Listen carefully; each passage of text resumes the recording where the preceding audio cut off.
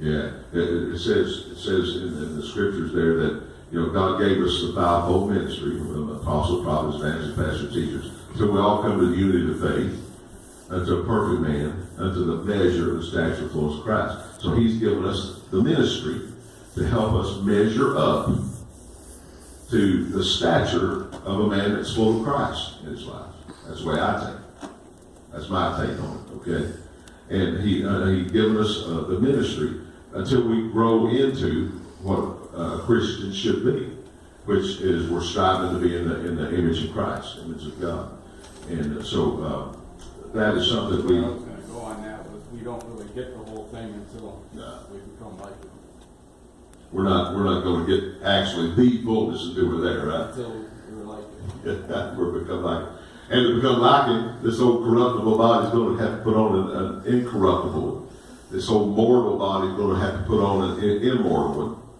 And then can be that statement said, death is swallowed up in victory. And so, oh grave, where's that victory? Death, where's thy sting? Or the other way around, death, where's thy sting? Grace, where's thy victory?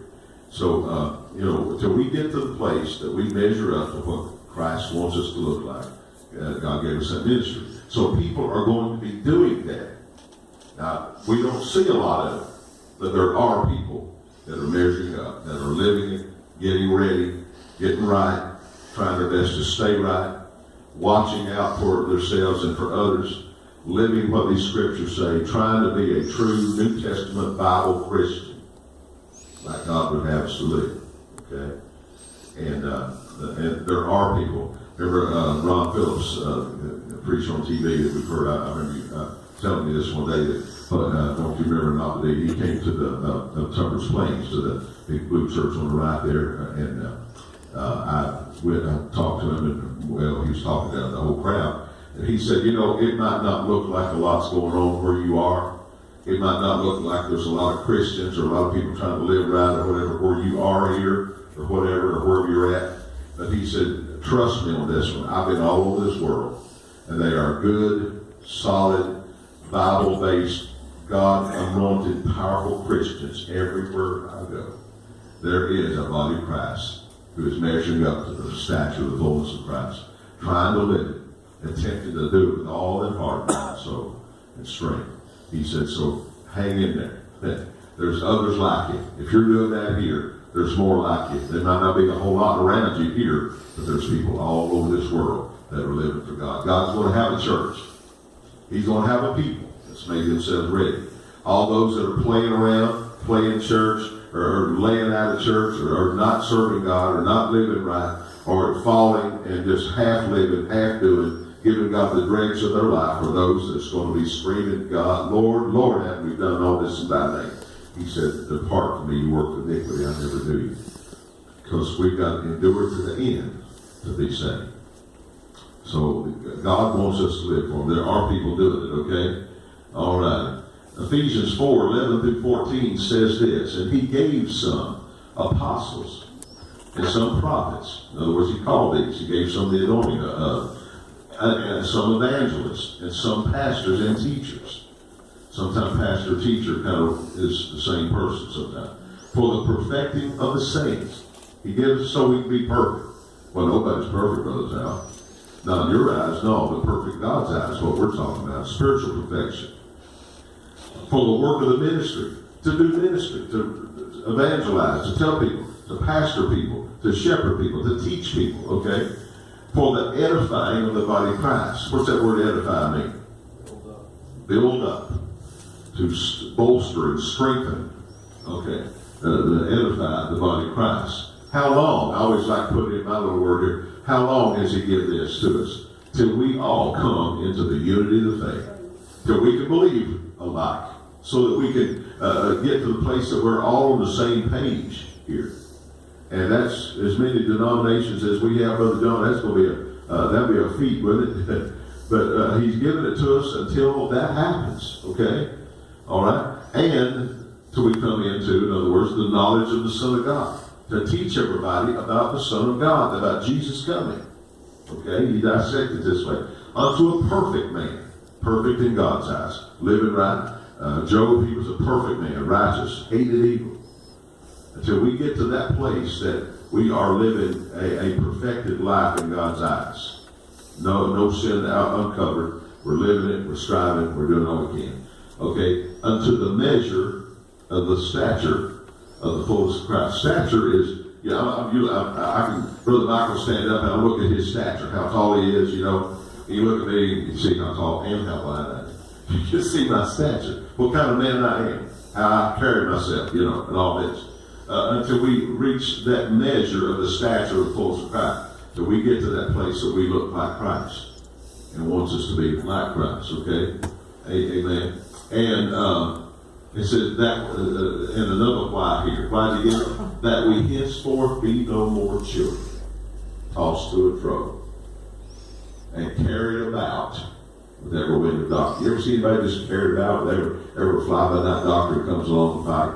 Somebody got some new thing going on, a new idea, whatever, they flock to that.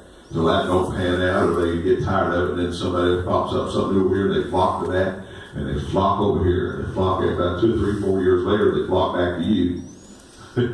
I've seen it happen many times. But we've got some 2-year Christians, some 3, 4 year, and a 5-year Christian. That's their the time it takes them to make their rounds and get back to you. Come on, I've been doing this a long time. I've watched these things and I've seen it, okay? And carried out with every wind, a wind of doctrine, just something just blows in, blows out. Okay? By the sleight of men. These men are and cunning craftiness of these men that are doing just to slight us and to try to overtake us, whereby they lie in wait to deceive. The devil's got them out there. In this last days, he's got more of them than he ever has been. People are listening to him. They're trying to deceive people. They're trying to get people think wrong. Some people think like, well, I had somebody tell me not long ago, church ought to be, we're just all about worship. We don't need to outreach. We just need to come in and just all worship God and spend hours just worshiping. Well, we need to worship God, true. But you know what we also need to do? We need to study. We need to pray together. We need to hear the preached word.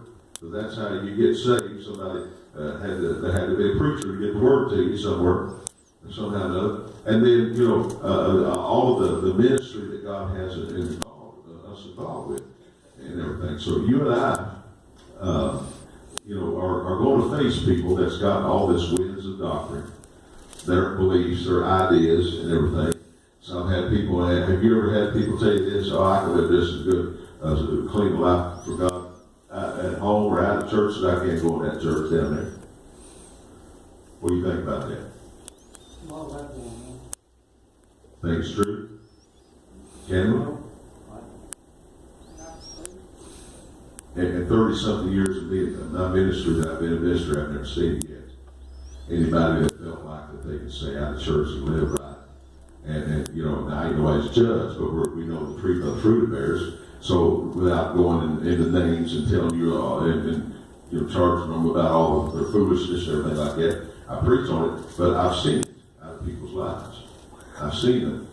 Whenever people would not stay in church, they're not strong, they're not faithful. They wind up falling to sin often. And they wind up offending people and hurting people, doing more hurt than they are good. And I've seen people that are so heavenly minded, they are of no earthly good. Now that's not the Bible, but I've heard that quote among the world who's figured that out. Think about it. Amen. They figured that out. Strength comes in numbers. Yeah. You get around other brothers and sisters, worshiping the power, and the strength comes from all that. The rebuttal to the worship situation is, what did Jesus tell us to do on his last little thing that he talked to his apostles about? He told us to go. Oh. He didn't tell us Outreach. to sit around in the house and sing Kumbaya or something. He said, go. Go into all the world. First you go to your little bit of the world, then you go to more of the world. And, through money and things that you can help missionaries out, you can go to all the world. We have all kind of opportunities. Gotta have a world view. But, I believe in worship. But a lot of times, it's the works that we may do that people can see Jesus in us that will cause them to praise the Father in heaven. Yeah. We don't want praise. We want our Father to be praised. Him to be praised. Yeah. And yeah, we are to praise God. That's one of the main things we do when we come to church. But we also are to be fed. And then what are we supposed to do with what we're being fed? We're to apply and use it when we go out there. It's outreach. But the next part of that is make disciples, learners. Well, make disciples. But I remember when I was first saved, I haven't been saved that many years. But when you go out in the world, and you work out in the world like I would 12-hour shifts, and I never seen church sometimes for 2 weeks. I was thrilled to death when I got back into the church. Yes. Once you got saved, you're thrilled. Yeah, but you know, I was to get back in and get out of the world. It seemed like it's just like passing through dark into light. I mean, you know, there was strength you build on that. Oh, Yeah, the Wednesday night services sometimes kept me going through the next week. Absolutely. People don't get that testify and testimonies and stuff. Because once we go out here and we go into these plants, it's a whole different world. Different world. Because, and you can't say that because the guy go out and draw a puppet on you somewhere on like embarrassing or something, say something about it. And you shouldn't do that. But you know, that's what I'm saying. You have to listen. You have to block all that out of your ears and out of your mind what goes on. And there's stuff that goes on in the world and places that you really sometimes you cannot deny sin. It's just like when it flashes across the screen. There it is. Yeah. Your brain has picked it up. I don't care what you say. Well, you know, you pick that up. You're not going to sit and watch it, but your brain picked up that lit picture right there. You think back about your younger life, times when something illicit caught your eye, okay? Something you shouldn't have seen caught your eye. You just make it, and then you turn your head and went on. Satan will make sure that that will be brought up to you until you'll remember it if you don't cast it down. But the vain imagination is supposed to cast it down. And sometimes he will try to steal from you what the preacher preached Sunday morning. What was the topic? What did he preach on? Well, I don't know if it's good. I've heard people say he'll try to rob you of what you heard, but yet he'll try to get some illicit sexual or horrible thing or whatever in your mind that it takes God to help clear out your mind. Most people don't live in a monastery No. where the Bible's read every hour, on the hour, and through the hour. But, you know, He doesn't want us to be that. He doesn't really want that. He says we're to be lights in the world. yeah. Yeah, but none of it. But you know, sometimes they're out there, they know it. But I tell you, the world, what they need to see about us and know about us, they need to know. I mean, I've talked to Bill Green before. He'd be on break, he'd have his Bible, he'd sit down over on the table, kind of off to himself. He'd be reading his Bible, maybe drinking a pop or whatever, and eating a candy bar or something other. He'd be studying. And they called him, preacher, and they make fun of him and everything like that. He endured all that till he retired. And I've seen that happen. But one thing they do know, but if some of them needed prayer, they knew who to come to. Your witness, they knew who to come to. And God has people like this all over America. And you need to let your little light shine. Let it shine so all the world can see. The whole world around you. Not just to say, look who I am, I'm a Christian. People that do that there'll be ways in other areas they'll be failing. And the world will see it. And they'll call you a hypocrite and everything. But when they know that you're straight up, and you'll even shut that Bible in and talk to them if they need talking to. You'll share with them. Or you'll open up, share something you're reading out of it. But they know that you're a Christian. You don't act like they do. You don't walk like they do. You don't talk like they do. You don't go where they go. And everything. You don't involve yourself in things they involve themselves with that contradicts the Word of God. And they know you. I remember I've heard people say about Tim Walker. Said, I always knew him to be a good boy, good Christian man. Because he lived that light in school when he was there as a teenager. Yeah, they knew him to be a good boy. At the funeral home, a guy come to me and said, had been from Tim Walker, I wouldn't have lived for the Lord. Yeah. And that done my heart good. And that's So he always carried his Bible. Yeah. I can't remember the man's name, that's been like 2 years on ago. So I can never get another chance to find this lady. Janet Hurt was her name. She probably, I don't know what, she's married, I guess, got 6 kids, I don't know.